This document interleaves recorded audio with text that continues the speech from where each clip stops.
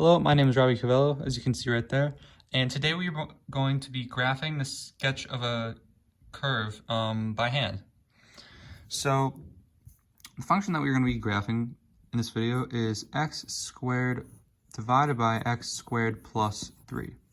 So the first thing it wants us to find on this sheet is the domain, but it's going to be easy to do this once we know the intercepts and the asymptotes. So let's find that. For the intercepts, we set the x and y equal to 0 respectively, but when you plug in 0 for each of them, you end up with, well, 0. So the intercepts are going to be x intercept is equal to 0, and the y-intercept is going to be also equal to 0, meaning that we have a point at the origin at 0, 0.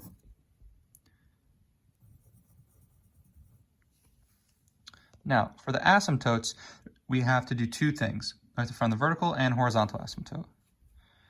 Vertical asymptote and horizontal asymptote. So the way that we find the vertical asymptote is by setting the denominator of the function equal to 0 and then solving. So when we have x squared plus 3 is equal to 0, we can see that there is going to be no vertical asymptote. The way we can prove this is by if we do it out, then x squared is equal to negative 3. You can already see this, but just to prove it more, you can take the square root of it. And then you have x is equal to the square root of negative 3, which is an imaginary number. And so that means that it does not exist.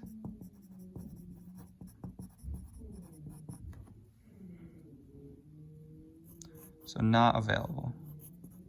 For the horizontal asymptote, we take the highest power of the numerator and denominator, and then we divide it by each other's, or the whole thing. So we have, in this case, x squared, because that's the highest power and the value of that power on the top, and then divided by x squared, because that's also the highest power on the bottom, which is equal to 1.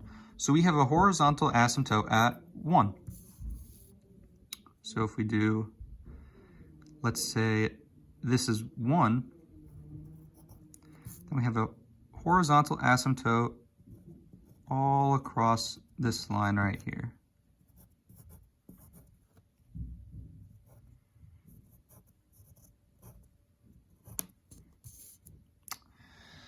Now, the domain is now going to be easy to find because, well, let's actually do symmetry first.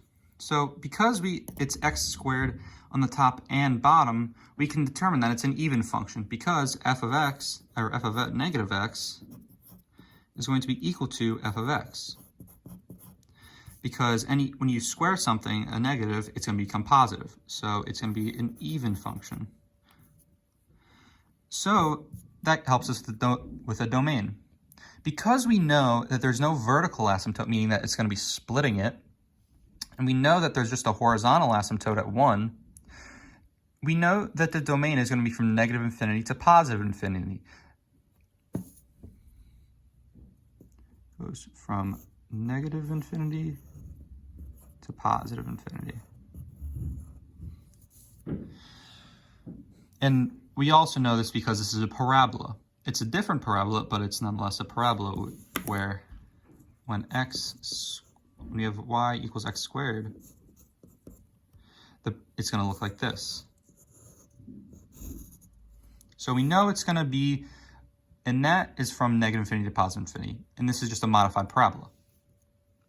So the next thing that we want that we can find out very easily is the local mins and maxes. So the way that we know that that we only have one, we only have a minimum. And our minimum is going to be at the origin, 0, 0.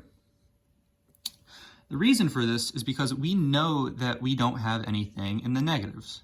The reason is because of the parabola again. Because it's x squared, meaning that you're not going to have a negative in the entire function, means that you're always going to be above 0.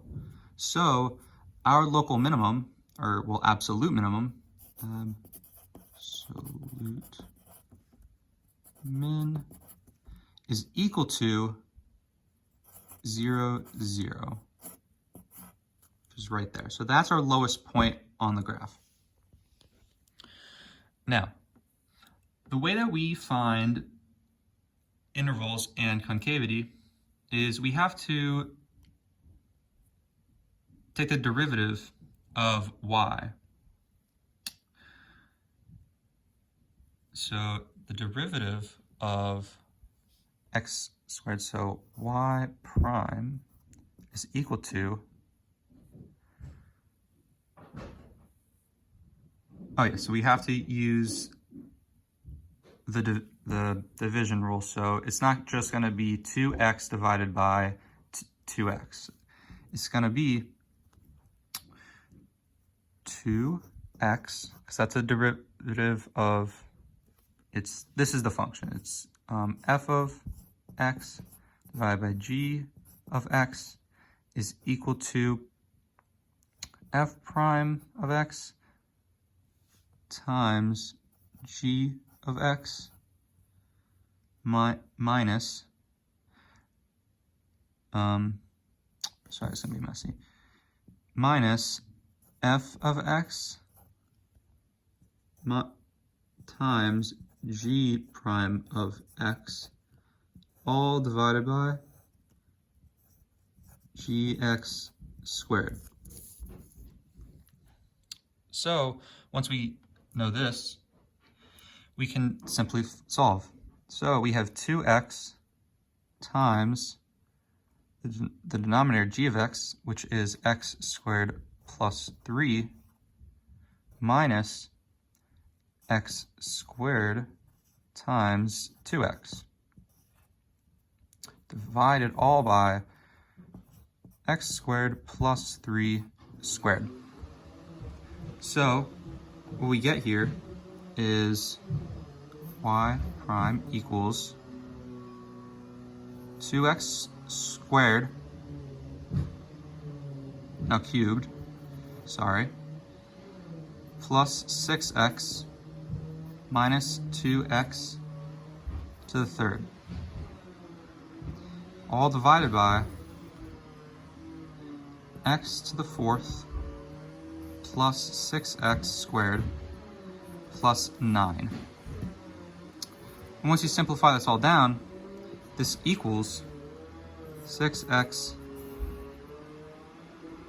x to the fourth plus 6x squared plus 9. Now, the reason we do this is to find the critical numbers. And our critical numbers tell us where we have an inflection point.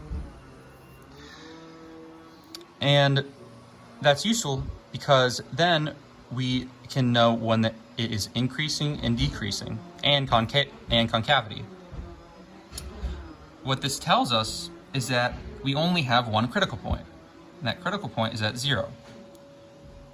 The way we know this is when you take the only way to get 0, or, well, sorry, the way that you have a critical point is when y prime is equal to 0.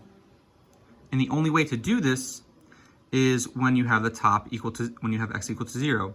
Because when you have x to the fourth plus 6x squared equals -9, because you have to solve for the bottom, if that's going to be equal to 0 anyway, and have the top also be equal to 0. This is imaginary, so this does not exist. Does not exist. Because you can't get a negative when you're squaring a function.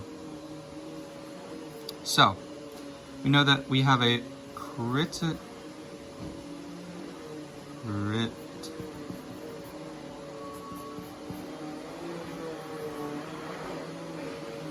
number at 0.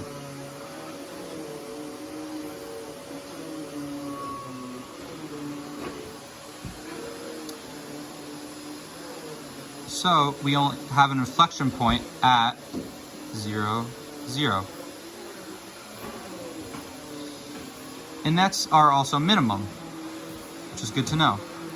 And that also means that we're going to be Also, we know that we're going to be concave up the entire time. Now, let's find some other points to see what this graph is going to look like. So, also, because we have only one inflection point at 0, 0, we know that our intervals are going to be decreasing from negative infinity to 0 and increasing from 0 to infinity. So let's write that out.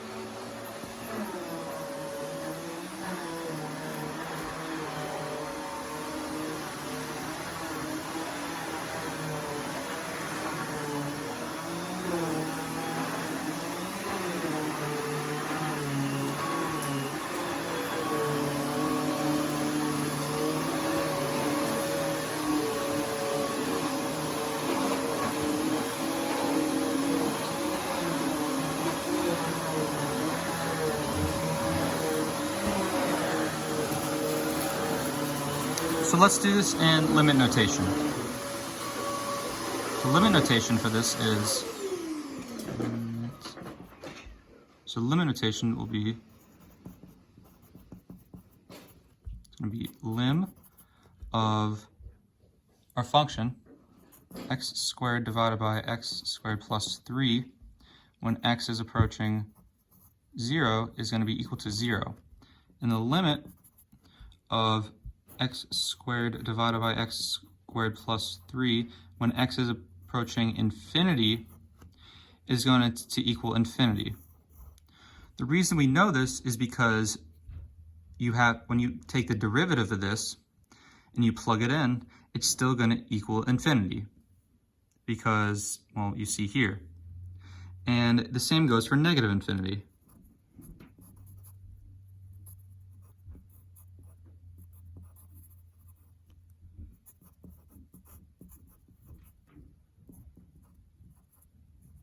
Sorry for the bad handwriting. To negative infinity. So with this, we can graph our function. But if we want to go a step further, just to know some specific points, we can do that. So say we plug in 1 to the problem. We have 1 squared divided by, and this is going to be plus or minus 1 because it's an even function. We have plus or minus 1 squared plus 3. So we have 1/4. So when x is equal to 1 or negative 1, which we'll say is just about right there, and negative 1 is right there, then we have a point right here, if this is 0.25. Here and there. So we know that it's going to do something like this. And from there, because we know it's not going to cross 0, we know it's going to look something like that.